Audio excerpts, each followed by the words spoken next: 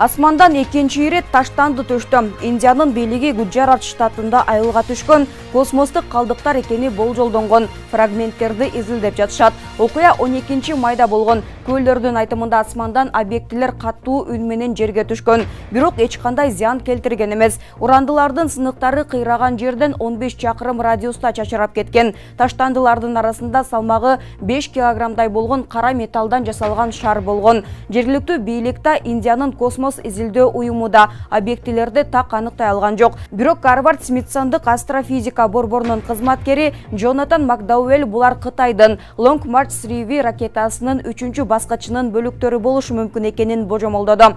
Космостук калдыктар Индиянын аймагына акыркы 2 айда экинчи жолу түшүп жатат. Апрель айында Батыш штатындагы айылдардын бирине бир нече объект, анын ичинде чоң темир шакекче түшкөн.